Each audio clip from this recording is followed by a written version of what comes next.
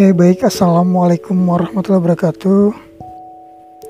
Alhamdulillahirrabbilalamin.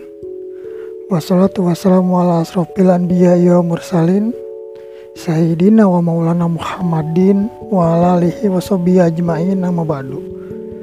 Alhamdulillah, di pertemuan kita kali ini kita akan membahas salah satu tokoh yang sangat terkenal yang bernama Sultan Syahrir. Nah, jadi sebelum kita membahas ini, saya melihat bahwa situasi hari ini terasa panas gitu kan, dimana memang kalau kita lihat di media sosial itu antara hujatan dari berbagai lapisan masyarakat bermunculan, yang dimana mereka saling gitu kan menghujat dengan vulgar. Nah, kemudian ditambah lagi kondisi politik yang hari ini memang terlihat bahwasanya banyak penolakan terhadap suatu undang-undang yang seakan-akan memicu keresahan yang berimpact pada berjalannya demonstrasi. Nah, ini akhir-akhir ini seperti itu kan kondisinya. Dan juga saya melihat bahwasanya pemuda hari ini tuh lebih senang kepada dunia politik, disibukkan seperti itu. Nah, kalau misalkan di Jepang itu mereka sibuk dengan sains, ilmu pengetahuan, kalau di kita nih aktivis-aktivisnya, pemudanya senang berpolitik. Nah, jadi tentunya itu sah-sah saja. Namun tentu dari segi dasar keilmuan itu harus kuat juga, sehingga melahirkan sebuah gagasan baru. Bahkan ketika mereka terjun dalam demonstrasi itu, membawa suatu ide gagasan yang orisinil. Nah, sehingga tinjauannya itu, penyampaiannya tidak hanya sebatas masalah. Kan hari ini masalah yang dibicarakan adalah masalah, bukan akar masalah, sehingga menyebabkan sifatnya tambal sulam saja.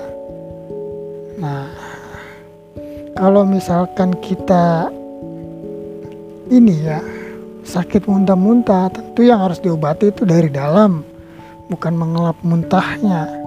Ataupun kalau pohon itu kalau sudah banyak tumbuh parasit sehingga sulit untuk dia tumbuh dan berkembang, maka harus dicabut dari akarnya. Nah, itulah yang dimana pentingnya kita mempelajari sejarah itu. Itulah sejarah itu kan dari bahasa sajarotun yang artinya pohon kan. Pohon itu ada akar, batang, cabang, ranting, buah.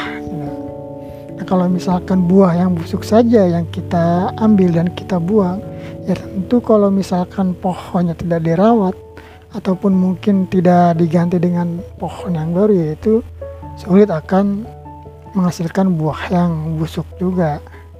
Nah, artinya apa? Maksudnya bukan berarti kita mengganti tatanan yang sudah ada, namun kita mencari akar permasalahannya di mana, kan seperti itu.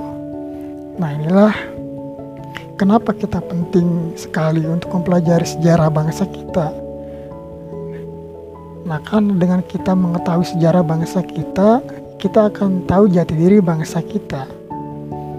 Kalau misalkan kita kehilangan kunci di rumah sendiri, maka cari di rumah sendiri, bukan di rumah orang lain, sehingga kita menemukan dan mampu membuka serta mengisi daripada rumah kita itu.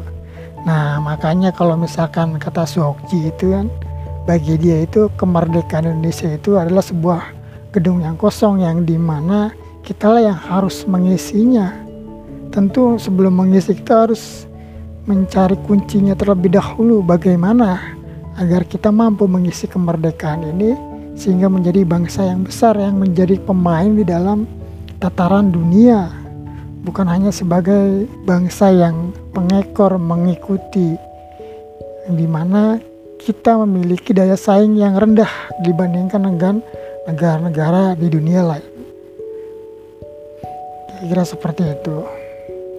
Oke ya, langsung saja nih.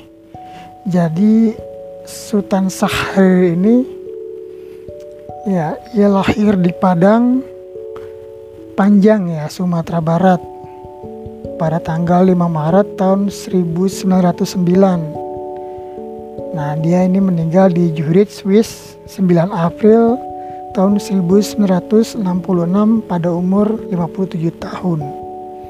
Ia seorang intelektual, perintis, dan seorang revolusioner kemerdekaan Indonesia. Nah, setelah Indonesia merdeka, ia pun aktif di dalam dunia politik dan menjabat sebagai Perdana Menteri pertama Indonesia. Jadi ia menjabat sebagai Perdana Menteri Indonesia itu dari tanggal 14 November tahun 1945 hingga 20 Juni ya, tahun 1947. Dan ia pun mendirikan Partai Sosialis Indonesia pada tahun 1948. Lantas apa yang mendasari Syahrir menjadi ini ya, Perdana Menteri? Jadi itu ya, belum setahun kita merdeka, gitu kan? Ya keluarlah maklumat kan, ataupun biasa disebut dengan maklumat Hatta. Nah, kalau tidak salah itu 3 maklumat keluar yang dimana pada tanggal 16 Oktober itu lah ini ya, sistem pemerintahan ketatanegaraan itu ada perubahan yang dimana Komite Nasional dijadikan sebagai badan legislatif. Nah, maka inilah yang sifatnya demokrasi parlementer itu berjalan, sehingga ini yang membawa Syahrir menjadi Perdana Menteri pada tanggal 14 November tahun 1945. Ia menjadi Perdana Menteri pertama Indonesia itu dalam usia 36 tahun. Kira-kira seperti itu. Jadi Syahrir ini mempunyai personalitas yang unik ya. Walaupun ia tidak terlalu tinggi tubuhnya, namun Syahrir ini terkenal dengan pembawaan yang tenang dan pemberani.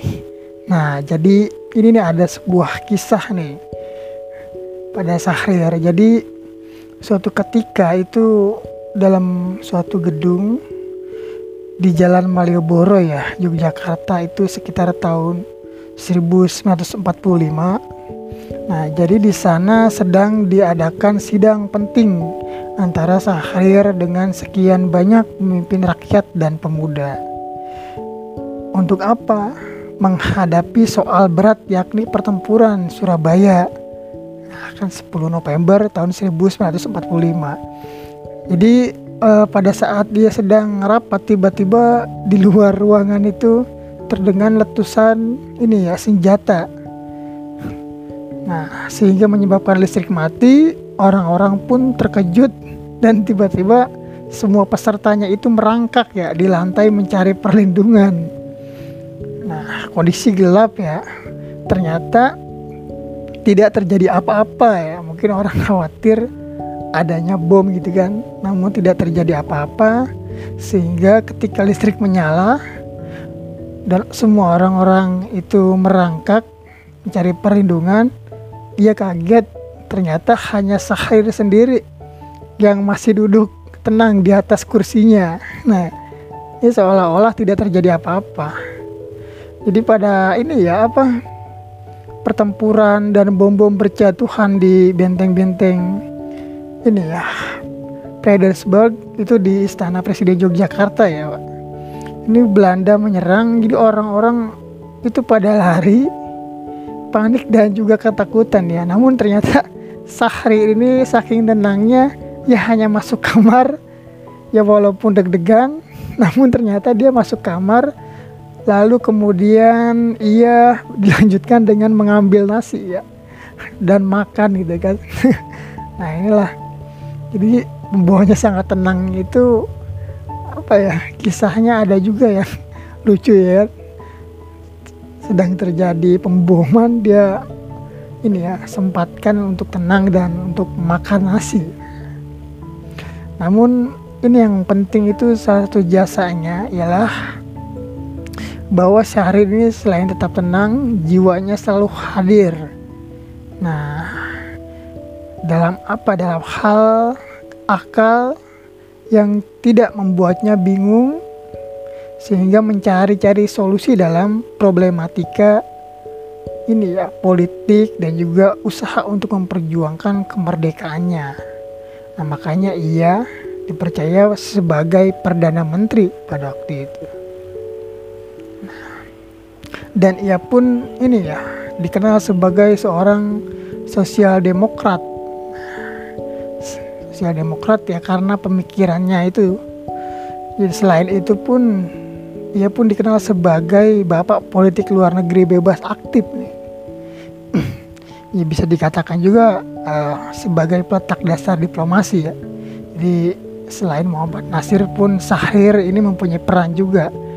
Nah, terlihat ketika Syahrir itu menawarkan bantuan beras nih kepada India, yang pada waktu itu India sedang dilanda gagal panen ya. Nah, Belanda ini pun mengikuti ketika dikirimnya beras ke India. Namun Belanda tidak bisa berbuat apa-apa kan, karena memang konteksnya kapal-kapal ini hanya mengantar beras, bukan untuk berperang. Nah, kalau kita melihat dan meninjau ini ya sejarah semasa ini ya hidupnya, jadi memang masih ada sedikit kenangan fisik ketika Syahrir kecil itu. Jadi kalau kita memasuki Koto Gadang itu di ini ya daerah Sumatera, nah itu kita akan menemukan penunjuk jalan ya ataupun arah yang lebih kecil gitu kan. Di sini ada yang bertuliskan Jalan Sultan Syahrir, Jalan Roh Kudus, dan Jalan Agus Salim serta Jalan Datuk Kayo. Nah, di sini Syahrir itu merupakan putra dari Muhammad Rasyad Maharaja Sultan, yang dimana emang ya berasal dari Koto Gadang ya. Sementara itu ibunya Robiah dari Natal Sumatera Utara. Nah, jadi Syahrir ini memang ini merupakan seorang keturunan yang dimana hidup dalam lingkungan keluarga yang sifatnya pemikirannya modern seperti itu. Dan itu pun dikatakan oleh beberapa pakar sejarawan dan juga ini sejarawan dari Universitas Negeri Padang ya kalau tidak salah itu, yang dimana cakrawala intelektual Syahrir ini ya memang tidak terlepas dari latar belakang keluarga ayahnya kan yang modern, lebih tepatnya seperti itu. Nah, jadi ia juga nih sempat berperan di dalam Kongres Pemuda II tahun 1928. Jadi ia sempat mencuri perhatian nih para utusan yang datang dari berbagai daerah di Nusantara ya. Walaupun memang perawakannya kecil dan waktu itu usianya masih 19 tahun. Nah, dibandingkan dengan para pemuda lainnya seperti Muhammad Yamin dari Jong Sumatera, kemudian Sugondo dari Jong Japa, ataupun ini ya Mr. Sunario dari utusan Kepanduan. Nah, jadi Sultan Syahrir ini memang kalah populer ya dibandingkan mereka, dan mungkin tidak terlalu berperan banyak. Tapi ini ya, pada waktu itu Syahrir ini mewakili Young Indonesia ataupun pemuda Indonesia, yang dimana oleh pemuda Indonesia itu, oleh Young Indonesia, ia dikenal sangat cerdas. Nah, seperti itu. Dan di Kongres Sumpah Pemuda ini pula, Syahrir ini ia pertama kalinya nih bertemu dengan Amir Saripudin dari Jong Batak. Ya, memang keduanya pada waktu itu tidak saling dekat ya.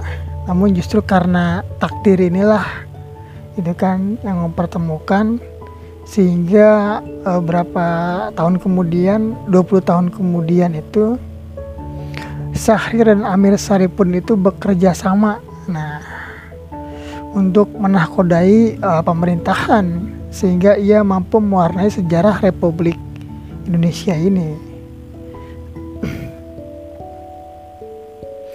Jadi ini ya, ketika pemerintah Belanda itu menangkap Soekarno dan melarang PNI waktu itu ya, lalu kemudian Syahrir pun langsung menghentikan studinya dan kembali ke tanah air pada tahun 1931. Kemudian ia pun memimpin PNI baru kan bersama Hatta. Nah, yang menyusulnya pulang waktu itu. Jadi pemerintah kolonial Belanda itu pun menangkap Hatta dan Syahrir dengan tuduhan akan memberontak ya, sehingga keduanya itu sempat dibuang ke Bau Pendigul tahun 1934. Nah, ia pun juga sempat diasingkan ke Banda Neira. Nah, nanti di sini ada muncul tulisan Syahrir ya tentang pemikirannya khususnya. Itu pada tahun 1936. Nah, lalulah kemudian saat Jepang masuk ke Indonesia sekitar Januari tahun 42, ia dipindahkan oleh pemerintah Hindia Belanda ke Sukabumi, Jawa Barat. Nah, di Sukabumi ini juga Syahrir kembali bertemu dengan para tokoh, yang dimana ia pun mengambil bagian dalam perjuangan kerjasama ya antara nasionalis Indonesia dengan pemerintah kolonial Belanda, yang dimana perlu adanya evakuasi jika tentara Jepang sampai menduduki Pulau Jawa. Jadi sifatnya seperti itu. Ya, walaupun memang Jepang pada akhirnya berhasil menguasai Indonesia ya. Nah, Syahrir ini pun dikenal sebagai seorang tokoh yang melakukan perlawanan secara bawah tanah ya, terhadap Jepang tepatnya, yaitu pergerakannya di bawah tanah itu pada masa pemerintahan Jepang. Seperti itu. Jadi banyak fenomena yang terjadi di mana sahabatnya gitu kan, Amir itu ditangkap oleh pemerintah Jepang. Nah, karena ini ya pergerakannya diketahui oleh kepolisian Jepang pada waktu itu. Nah, sehingga membuat Syahrir ini lebih berhati-hati dalam melakukan pergerakan di bawah tanah.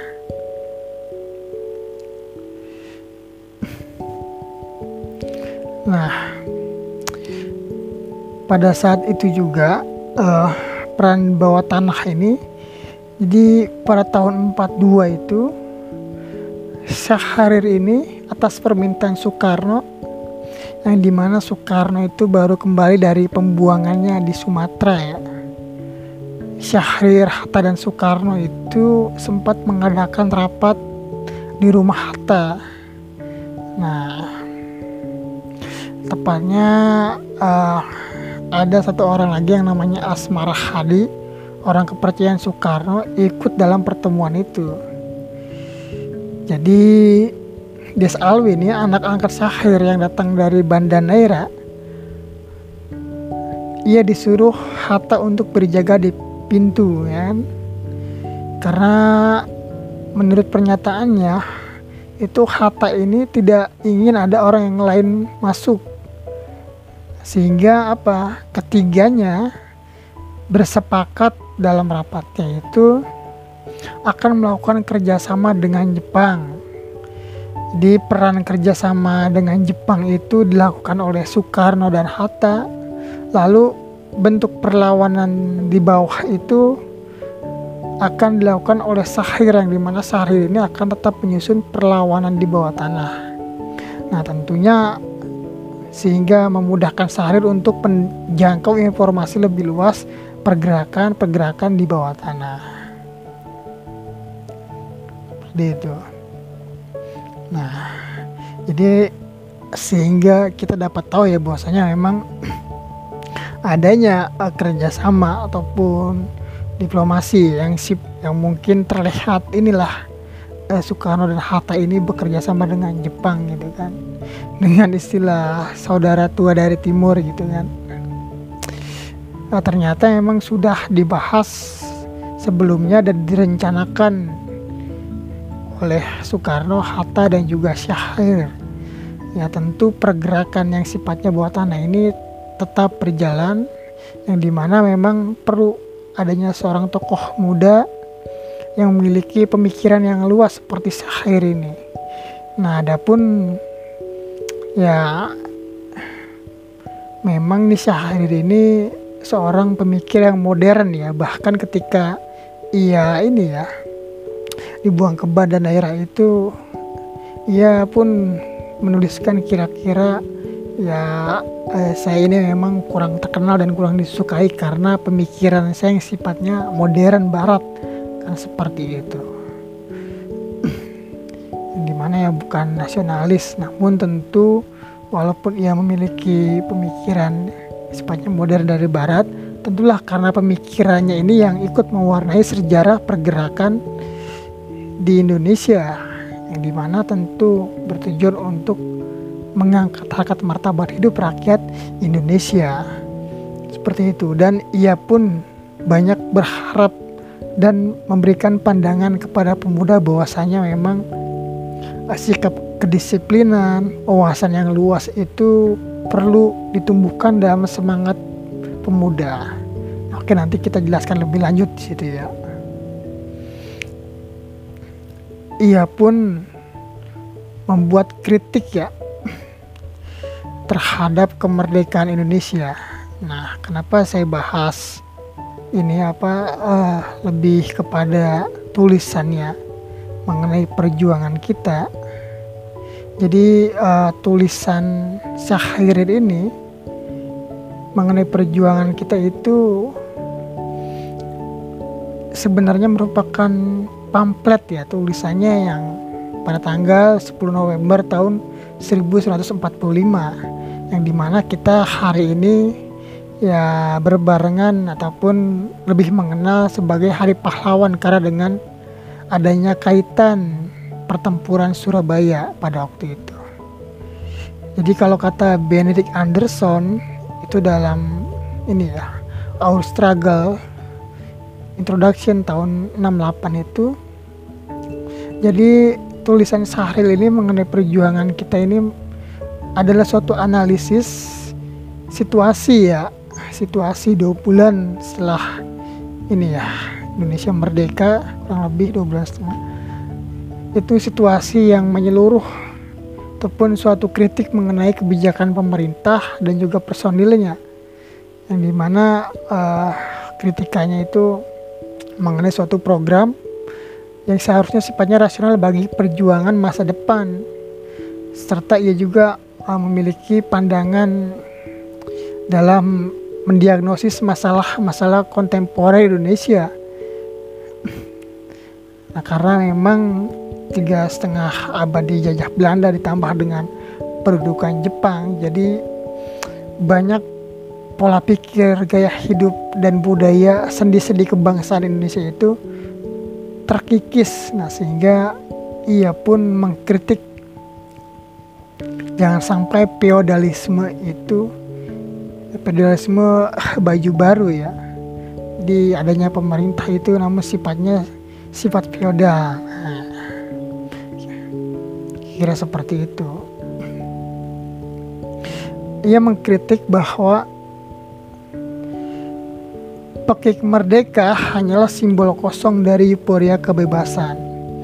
Proklamasi 17 Agustus tahun 1945 menurutnya hanya sebagai peluang awal menyusun kekuasaan, tapi tak dipakai oleh para pemimpin dikarenakan mereka oleh Syahrir disebut sebagai orang-orang yang terbiasa tunduk kepada Jepang dan Belanda. Ia tidak hadir pada saat Soekarno-Hatta membaca pernyataan Indonesia Merdeka. Nah, pada saat pembacaan proklamasi kemerdekaan Indonesia. Jadi kata Syahrir, bagi rakyat jelata nyata bahwa semboyan merdeka itu tidak saja berarti negara Indonesia yang berdaulat, pun tidak pula saja bendera merah putih baginya sebagai simbol persatuan dan cita-cita bangsa dan negara. Akan tetapi, terutama kemerdekaan ialah kemerdekaan dirinya sendiri dari sewenang-wenang, dari kelaparan, kesengsaraan, dan merah putih baginya, terutama simbol perjuangannya itu ialah perjuangan kerakyatan. Nah, jadi sifatnya itu semboyan kemerdekaan itu bukanlah euforia ya, tapi apa esensi, makna, isi dari kemerdekaan itu. Nah, apakah memang kemerdekaan itu sudah mencukupi kesejahteraan, sudah adil, tidak sewenang-wenang, sudah tidak ada lagi rakyat kelaparan dan sengsara akan hidupnya. Nah, sehingga itulah esensi, isi, dan makna daripada kemerdekaan. Yaitu itu merupakan sebuah simbol dalam perjuangan kerakyatan. Nah, ketika itu terpenuhi kan seperti itu. Hari ini kan kita setiap tanggal 17 Agustus merayakan hari ulang tahun Republik Indonesia atau kemerdekaan ya. Gimana memang kita perlu menilik juga apakah hari ini kita benar-benar merdeka dengan dari kesewenang-wenangan, dari kelaparan, dari kesengsaraan, dari ketidakadilan, dari kesulitan akan pendidikan, kesulitan akan hidup, dan ketakutan terhadap masa depan. Nah, yang dimana memang tentu isi dari kemerdekaan itu ialah sangat penting dibandingkan dengan simbolnya. Simbol itu ya sifatnya hanya memacu semangat, namun isi kemerdekaanlah yang sebenar-benarnya. Ya, jadi kalau kata para sufi itu, yang nampak itu bukanlah hakikat yang sebenarnya, tetapi di balik yang nampak itulah adalah hakikat yang sebenarnya. Jadi istilahnya yang di permukaan simbol ini yaitu hanya sebatas simbol, tapi di dalam simbol itulah yang sebenarnya hakikat sebagai bangsa yang merdeka itu apakah sudah terpenuhi, tercapai. Nah, jika belum, maka laksanakanlah dengan amanat daripada penderitaan rakyat Indonesia sehingga ia benar-benar menjadi bangsa yang merdeka. Seperti itu. Ini ketika di Banda Neira, Syahrir menulis ya, seperti yang tadi sempat sedikit saya sampaikan. Kata Syahrir, aku relatif kurang populer di kalangan orang-orang nasionalis dan intelektual di Indonesia. Ini untuk sebagian besar disebabkan karena aku mempunyai apa yang disebut mereka itu kecenderungan barat. Dan beberapa orang malahan mengatakan aku kebelanda-belandaan. Jadi karena memang sifat pemikiran dan wawasan pengetahuan Syahrir ini tidak terlepas dari pengaruh para filsuf, para politik dari bahan bacaan Barat yang sifatnya itu demokratis, sosial demokratis. Nah, maka cenderung ini ya aktualisasinya ya didasarkan pada teori-teori itu. Namun tentu ia mempunyai standar sendiri dan tidak bisa juga, ia berkata bahwasanya memang tidak bisa juga disamakan dengan perjuangan kerakyatan di negara-negara lain seperti itu. Namun ya itulah banyaknya itu kan ya orang yang menganggap bahwa Syahrir ini memiliki kecenderungan Barat. Nah, ya apalagi hari ini sangat banyak ya. Kalau kita lihat di buku-buku pelajaran itu kebanyakan teori yang kita mengadopsi dari luar sana dibandingkan dengan teori ataupun gagasan ide pikiran yang bersumber dari tokoh bangsa kita. Begitu mengenai wawasan kebangsaan, pengertian bangsa itu sendiri bahkan. Dan tentunya kan yang paling repot lagi ketika kita merasa sangat bangga dan merasa keren gitu kan kalau memakai teori-teori dari luar. Bukan berarti kita anti terhadap teori luar, tapi ini ya sifatnya itu apakah kita sudah tahu mengenai pemikiran tokoh bangsa kita lebih kenal dengan konsep ataupun teori ekonomi, teori gerakan Karl Marx gitu kan, dibandingkan dengan teorinya Hatta. Wah, kalau misalkan Marx itu lebih keren Kang gitu lah. Ya memang sangat seru ya, tapi tentu pemikiran tokoh bangsa kita itu ia sudah selesai membahas itu.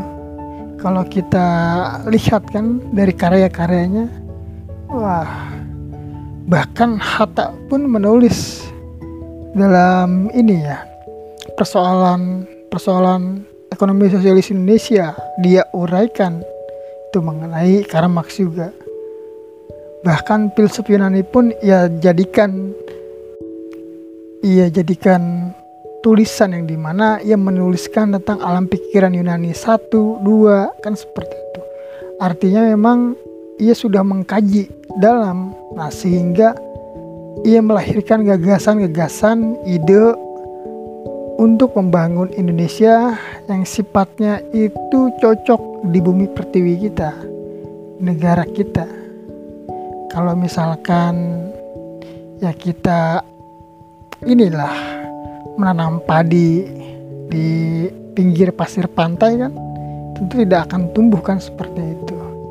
Nah, maka dari itulah perlu adanya standar pembangunan lingkungan, sehingga dari lingkungan ini akan mempengaruhi pola pikir ini akan melahirkan sebuah gagasan yang cocok untuk lingkungannya, tidak bertentangan dengan ini ya sifat kebiasaan masyarakat, bahkan mampu menstandarkan etika budaya masyarakat dan sesuai dengan lingkungan, baik itu sumber daya alamnya dengan ya dan lingkungan sumber daya manusianya seperti itu.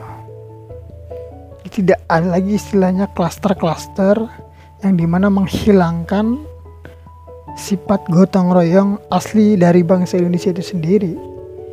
Nah, inilah yang dikritik Hatta, bahwa ia ingin menaikkan tingkat gotong royong itu ke tahap yang lebih modern. Begitupun Syahrir. Nah, makanya ia banyak gagasan-gagasannya dan kritiknya yang dimana sifatnya itu untuk mengingatkan kepada para pemimpin lainnya. Oke, kita lanjut. Jadi kondisi masyarakat ini ya Indonesia ataupun Hindia Belanda 2 bulan setelah kemerdekaan itu memang terjadi traumatik ya, masyarakat yang dimana oleh penjajahan Belanda 3,5 abad, lalu kemudian ditambah juga oleh penjajahan Jepang 3,5 tahun, yang dimana pada masa Jepang ini dijadikan sebagai kerja paksa ya. Nah, sehingga menimbulkan traumatik yang sangat mendalam dan terjadinya pergeseran budaya itu kan, pergeseran pola berpikir yang sifatnya yang tadinya agamis sehingga menjadi materialis kan, seperti itu. Serta terjadinya kegelisahan akan pencarian uang gitu.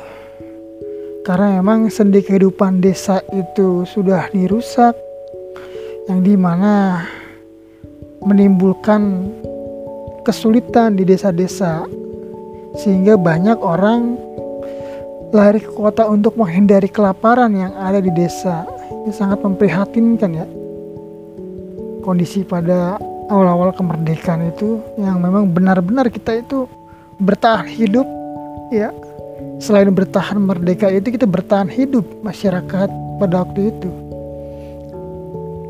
Nah, ditambah lagi para pemudanya ini ya, karena itu dampak dari kerja paksa sehingga terjadinya pola berpikir oleh para pemudanya ya, entah itu pemuda kelas menengah ke bawah, bahkan pada kelas menengah ke atas itu, akibat propaganda Jepang sehingga ia meniru gaya hidup Jepang ataupun bangsa Eropa.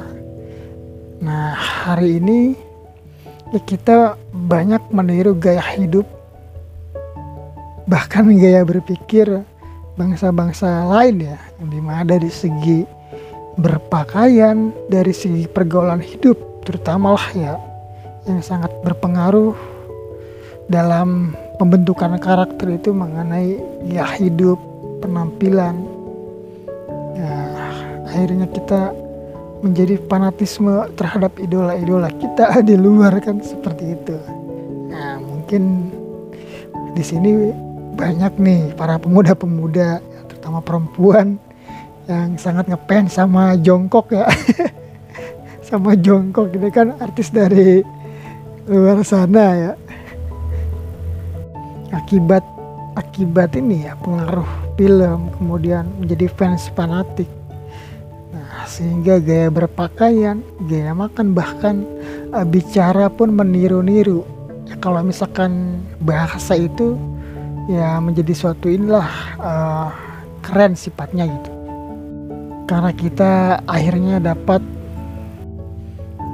tahu dan mengerti bahasa dari luar negeri, sehingga kita memudahkan sekali ketika mencari literatur, wawasan pengetahuan yang dimana berasal dari negara-negara lain. Nah, itu seharusnya digunakan seperti itu. Kemudian juga pada waktu itu, setelah kemerdekaan ya, 2 bulan setelah kemerdekaan, kerusuhan, kekacauan, perampokan, bahkan pembunuhan pada warga tertentu pun itu terjadi karena sentimen golongan ataupun etnis. Nah, bahkan strata sosial akhirnya mereka kecewa lalu melampiaskannya. Nah, selain itu pun terjadi ini ya, bahaya krisis kesadaran politik pada pemuda, yang dimana ia merasa aman, nyaman dengan gaya hidup dan sifat feodalnya itu akhirnya menjadi tumbuh kembali, karena ya mungkin ada yang bekerja sebagai posisi yang nyaman pada masa pemerintahan Jepang, sehingga hidupnya itu sejahtera gitu kan, dan terbiasa, sehingga kesadaran politiknya itu berkurang karena terlalu nyaman, bahkan mungkin karena terlalu susah hidup. Akhirnya ia ini ya, dalam pikirannya itu hidup ini adalah takdir, hidup susah, kelaparan pasca kemerdekaan itu adalah takdir, yang dimana biarinlah di dunia ini susah, yang penting di akhirat itu jaminannya surga. Nah, itu yang repot, kesadaran magis ya, sehingga daya kritisnya itu, kesadaran berjuangnya berkurang. Nah, ini yang bahaya nih, karena memang mereka disibukkan untuk bekerja dulunya mungkin di lahan perkebunan Belanda yang ada di Nusantara, pada masa Jepang ya tinggal bekerja di kebun ini ya pemerintahan Jepang bahkan membuat jalan-jalan seperti itu untuk akses perdagangan, memudahkan Jepang membawa ini ya, hasil bumi ke daerah tertentu sebelum dibawa ke luar negeri. Nah, lalu ada faktor lain yaitu pendidikan politik yang di waktu zaman jajahan Belanda itu memang sudah sangat kecil ya, tipis bukan pendidikan politik. Nah, di zaman jajahan Jepang ini sama sekali tidak ada. Jadi jiwa pemuda itu dibentuk untuk dapat menerima perintah saja, patuh terhadap perintah, tidak ada lagi selain itu. Untuk tunduk dan mendewa-dewakan ya. Seperti orang Jepang yang memang tunduk kepada Tenohika, dan mendewa-dewakannya. Nah, inilah seperti ini sehingga timbullah bahaya krisis kesadaran politik pada pemuda. Ya hari ini walaupun memang ada itu kan beberapa pemuda ataupun kelompok organisasi yang aktif dalam dunia politik, namun tidak kalah banyak juga yang sifatnya apatis, itu kan hipokrit terhadap keadaan Indonesia hari ini. Nah, ya kira-kira memang sifatnya sama gitu kan, bahaya kesadaran politik ini, namun bentuknya zamannya saja yang berbeda kan, seperti itu. Yang lebih repot lagi, tidak peduli terhadap kondisi ini ya, kondisi bangsa, tidak peduli juga kepada ilmu pengetahuan kan, seperti itu. Nah akhirnya seumpama orang yang sedang duduk, nah ia bingung nih, ini mau duduk apa mau berdiri nih, duduk atau berdiri kan, seperti itu. Akhirnya ya menerima kondisi itu dengan datar saja dan menganggap bahwasanya hidup ini hanya untuk bekerja. Nah, sehingga menghilangkan esensi pengabdian, abdinya sebagai anggota masyarakat pun abdinya sebagai hamba Tuhannya kan, seperti itu. Nah, Sahir pun menjelaskan tentang keadaan sehabis Perang Dunia Kedua, yang dimana kesudahan peperangan dunia kedua ini meninggalkan di dunia itu 3 kekuasaan militer dan ekonomi yang menentukan segala-galanya. Negara ini diantaranya Amerika Serikat, Inggris, dan Soviet ataupun Rusia. Jadi kerobohan ekonomis di bagian terbesar di dunia ini merupakan dirinya juga sebagai kekacauan serta pertentangan politik yang tajam. Nah, desakan dari pihak kaum buruh untuk merubah sendi-sendi masyarakat kapitalis dan menjadi masyarakat sosialis bertambah deras akhirnya. Sebaliknya pihak yang berpegang pada sistem lama, ia meskipun terdesak, ia mencari segala jalan untuk memperkuat kedudukannya dengan niat menyempurnakan sistem kapitalisme dan imperialisme. Jadi kata Sahril, kita menghadapi juga suatu macam imperialisme baru. Nah ini nih.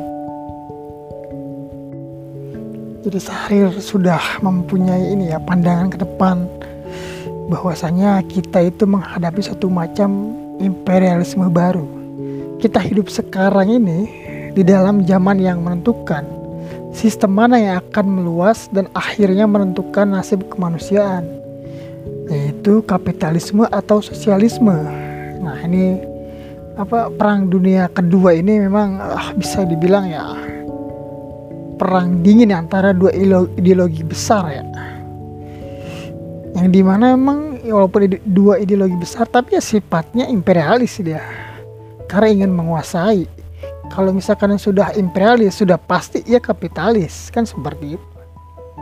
Perlombaan dan pertarungan dua aliran dan kekuatan ini akan membuat pertarungan politik dunia terus menerus, Nah, kita akan mengalami krisis politik terus-menerus, mungkin di dalam depresi ekonomi terus untuk sementara, dengan kemungkinan pada pertarungan-pertarungan dan mungkin juga peperangan baru dunia.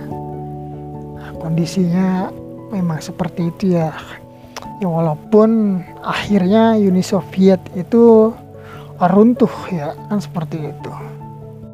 Nah, ketika bubarnya Uni Soviet ini, inilah menandakan bahwasanya perang dingin ini berakhir. Nah, sehingga memunculkan tatanan dunia yang baru kan, seperti itu. Kalau Bung Karno itu kan memang sudah berpidato kan, to build the world new, membangun tatanan dunia baru. Nah, itu jauh sebelum Uni Soviet, ya, jauh sebelum Uni Soviet itu runtuh. Jadi konsepsi membangun tatanan dunia baru itu Soekarno pernah menawarkan. Nah, kira-kira seperti itu. Sakhir pun berbicara mengenai revolusi kerakyatan. Menurutnya, revolusi kita ini yang keluar berupa revolusi nasional. Namun jika dipandang dari dalam, ia berupa revolusi kerakyatan. Meskipun kita telah berpuluh tahun berada di dalam lalu lintas dunia modern, meskipun masyarakat negeri kita telah sangat dirubah dan dipengaruhi olehnya, akan tetapi di seluruh kehidupan rakyat kita, terutama di desa, alam kehidupan serta pikiran orang miskin feodal, penjajahan Belanda berpegang pada segala sisa-sisa feodalisme itu untuk menahan kemajuan sejarah bangsa kita.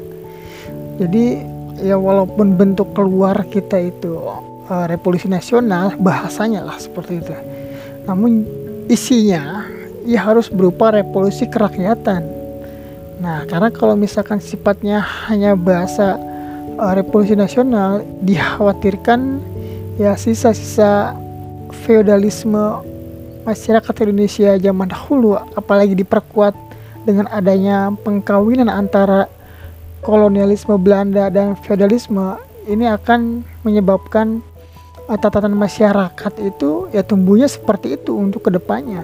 Nah, ini adalah salah satu strategi Belanda ya untuk menghancurkan ya, Indonesia, bahkan kedepannya strategi kolonialisme Belanda pada waktu itu. Jadi kata Sakhir ini, penjajahan Belanda itu mencari kekuatannya. Nah, mencari kekuatan dengan mengawinkan perkawinan akal modern, rasio modern dengan feodalisme Indonesia. Nah, melihat ini, oleh karena itu maka pergerakan rakyat kita dari sejak mulai di dalam menentang penjajahan asing sebenarnya ya menentang feodal kan, sistem feodal, dan akhirnya autokrasi dan fasisme jajahan Belanda. Dan oleh karena itulah pergerakan kerakyatan yang sejati. Jadi ketika kita menentang penjajahan asing itu sebenarnya kita juga menentang feodal dan juga autokrasi serta fasisme. Nah, itulah pergerakan kerakyatan yang sejati. Karena itu dampak daripada penjajahan Belanda itu strateginya sangat cerdas ya. Makanya tadi di awal itu saya menyampaikan terjadi pergeseran budaya, terjadi pergeseran pola berpikir pemuda Indonesia, rakyat Indonesia pada waktu itu. Sendi-sendi kehidupan desanya dihancurkan, bahkan ini ya sifat feodalnya itu dikuatkan oleh rasio modern. Nah, inilah yang ditentang oleh Sakhir. Nah, bahwasanya di sini kita melihat ya walaupun Sakhir itu ya banyak belajar dari teori-teori barat, namun dari segi aktualisasinya ia bisa menganalisis, bisa membedakan, dan bisa dijadikan sebagai bentuk perlawanan dan pergerakan kerakyatan Indonesia. Lalu revolusi kerakyatan yang dimaksud adalah revolusi yang bersangkutan dengan alam feodal di negeri dan masyarakat kita, terutama desa. Jadi memang revolusi kita ini tak dapat lain dari juga bercorak sosial ya. Ini perubahan itu bersangkutan dengan ini ya, perubahan dari sistem feodal bahkan ada di masyarakat kita, di mana mengarahnya perubahannya nanti menuju bercorak sosial ya, mengembalikan sebenarnya ke kehidupan asli dan kearifan asli dari masyarakat Indonesia pada waktu itu. Lalu revolusi nasional menurut Syahrir itu keluar bentuk revolusi berupa nasional ke dalam menurut hukum masyarakat demokratis dengan corak sosial. Nah, jadi memang boleh saja nampak di luar itu berupa nasional kan sifatnya kebangsaan. Namun ke dalam itu hukum masyarakat yang berlaku demokrasi dengan corak sosial. Nah ini karena apa? Kata Syahrir, jika hanya revolusi nasional saja dengan tidak ada atau kurang pengertian tentang kedudukan demokrasi di dalam pengobaran masyarakat kita, bahaya sangat besar bahwa kita tak dapat mengukur musuh kita, feodalisme. Nah, jadi kita menganggap ya feodalisme ataupun masyarakat yang masih sifatnya feodal itu bukanlah musuh kan, seperti itu.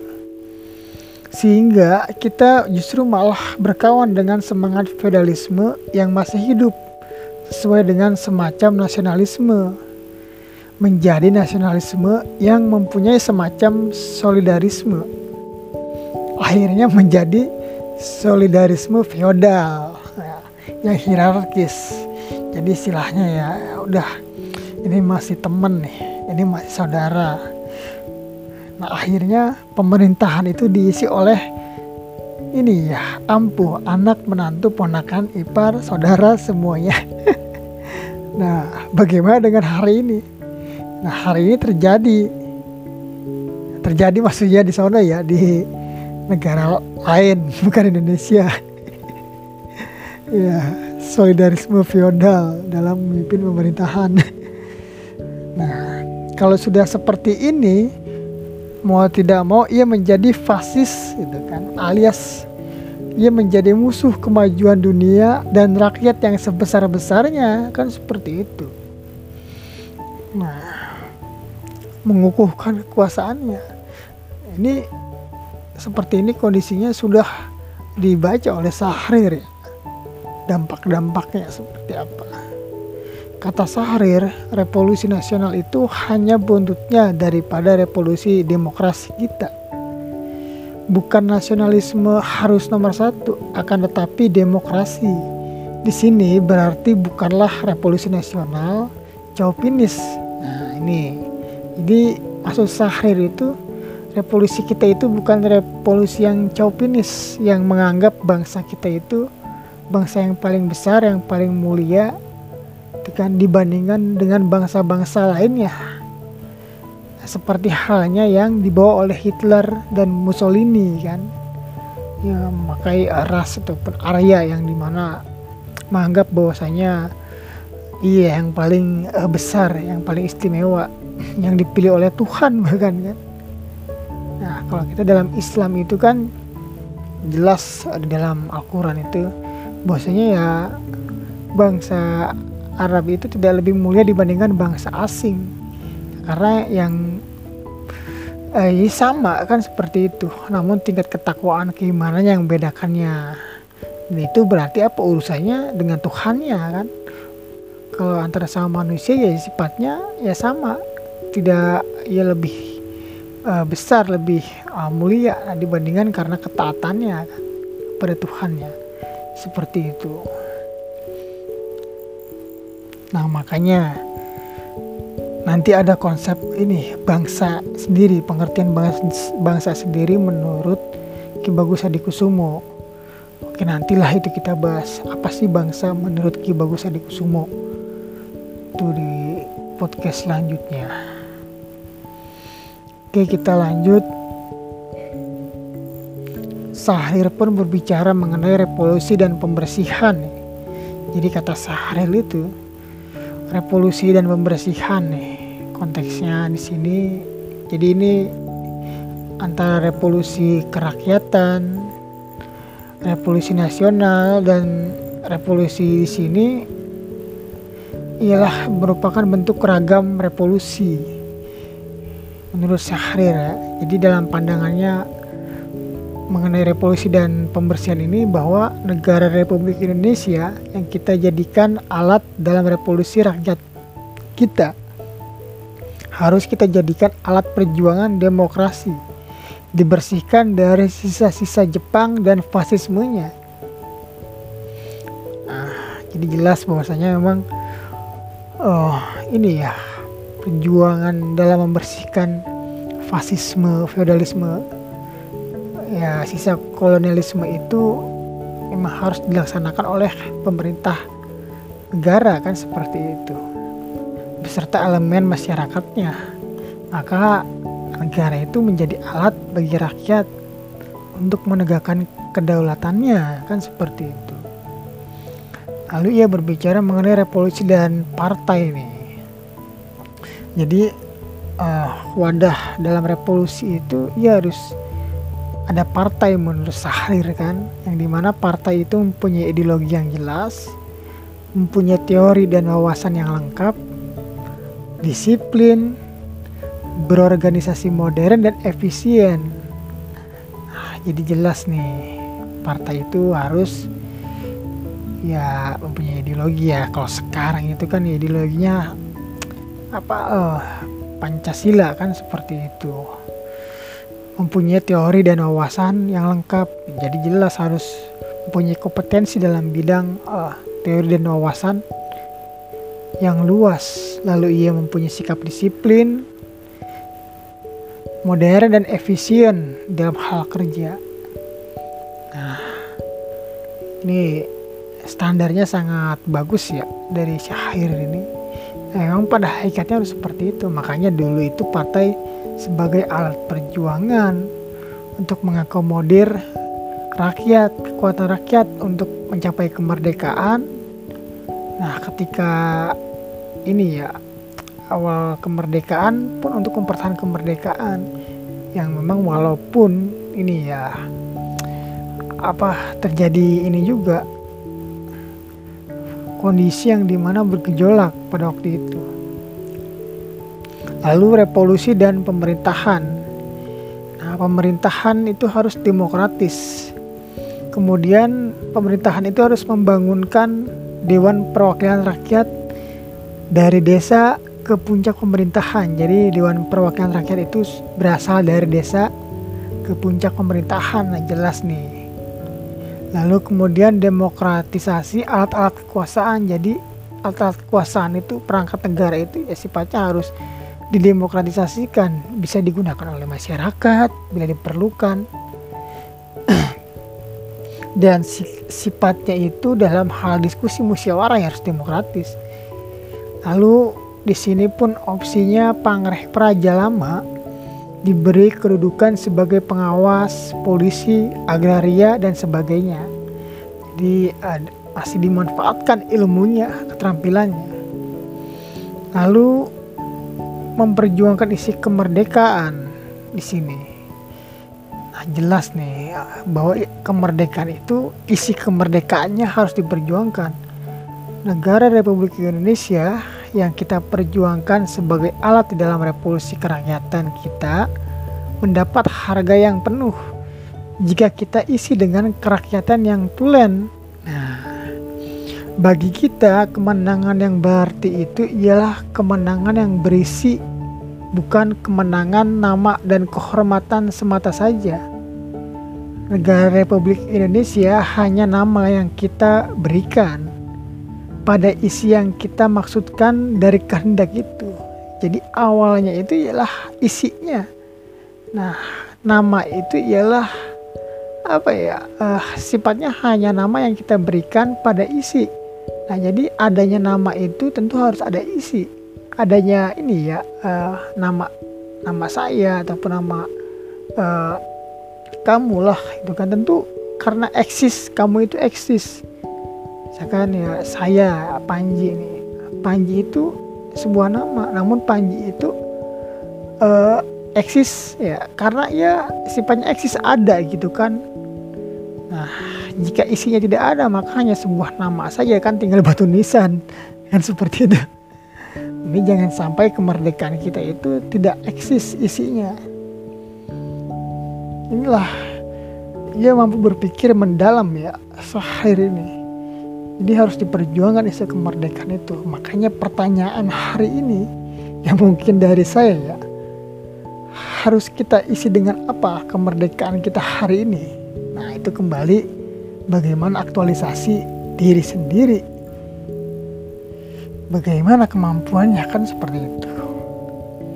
Lalu kondisi pada waktu itu ya terhadap pembencian bangsa asing karena kita terlalu lama dijajah, Syahrir pun berpendapat nih, sifat ataupun sikap membenci pada golongan dan bangsa yang asing itu memang suatu sifat yang tersembunyi di dalam tiap-tiap gerakan kebangsaan yang memabukkan dirinya dengan nafsu membenci ya, dengan nafsu membenci bangsa-bangsa asing untuk mendapatkan kekuatan. Nah, namun niscaya pada akhirnya akan berhadapan dengan seluruh dunia dan kemanusiaan. Jadi pada dasarnya ya memang kondisi traumatik sehingga kita membenci bangsa-bangsa lain pada awal kemerdekaan itu ya memang ada, dan namun sifatnya itu diam-diam ya, diam-diam. Namun jika selamanya membenci, yang dimana zaman berganti, waktu berganti, generasi berganti, ya justru itu akan mempersulit diri sendiri, bangsa sendiri, rakyat sendiri. Nah, lalu Syahrir melanjutkannya, yaitu nafsu kebangsaan yang pada mulanya dapat merupakan suatu kekuatan itu mesti ya tiba pada satu jalan buntu. Akhirnya bertemu jalan buntu ya kalau kita sifatnya terus membenci, dan akhirnya mencekik dirinya sendiri dalam suasana jibaku ya, jatuh akhirnya terhadap ini ya sikapnya yang dimana selalu membenci bangsa lain ataupun kelompok lain, etnis lain. Nah justru seharusnya saya berpendapat melanjutkan, kekuatan yang kita cari adalah pada pengorbanan dan juga sifatnya pengobaran perasaan keadilan dan kemanusiaan. Nah, kekuatan yang kita cari adalah pada pengobaran perasaan keadilan dan kemanusiaan. Nah, hanya semangat kebangsaan yang dipikul oleh perasaan keadilan dan kemanusiaanlah yang dapat menghantarkan kita maju dalam sejarah dunia. Jadi perasaan kemanusiaan, keadilan itu, human and justice for all kan, seperti itu. Keadilan buat semua, kemanusiaan buat semua, yang mampu menghantarkan kita dalam ini ya kemajuan sejarah peradaban dunia. Nah, kira-kira seperti ini. Ini luar biasa ini ya. Merinding saya kalau baca pemikiran tokoh bangsa ini, dan kebijaksanaan hikmahnya sangat tinggi, mengutamakan kepentingan orang banyak dibanding dirinya sendiri, yang dimana sikap-sikap seperti ini harus kita tiru sebenarnya, dan ya sifatnya ini konsisten seharusnya. Oke, kita lanjut. Kaum buruh. Syahrir berbicara, di dalam perjuangan politiknya, kaum buruh menuntut segala hak kerakyatan yang sepenuhnya. Pun juga dari negara Indonesia, merdeka sendiri hak berbicara, menulis, berkumpul, rapat, kemudian bermogok, kepastian pencaharian, keadaan kesehatan, pelajaran untuk anak-anaknya, ketentuan gaji dan sebagainya. Nah ini harus diperjuangkan dalam politiknya kaum buruh, seperti itu. Lalu petani, bagi kaum tani, kita perjuangkan kemerdekaan ini, ya, perjuangan kemerdekaan ini hanya akan berarti jika kerakyatan dirasakan oleh para petani, kan seperti itu. Sehingga para petani itu dapat mengecap hasil keringatnya sepenuhnya dan tidak diganggu oleh rupa-rupa aturan yang dimaksud untuk menyenangkan orang-orang yang memerintah saja. Jadi hasil keringat petani itu dapat dinikmati olehnya, kan, sesuai dengan apa yang menjadi usahanya. Jangan sampai usahanya keringatnya sudah kering namun ia belum mendapatkan hasilnya tidak seimbang ketika dijual. Beras lebih banyak mendatangkan dari luar dibandingkan dari negara sendiri produksi, seperti itu kan. Nah, lalu meluapnya semangat pemuda itu tentu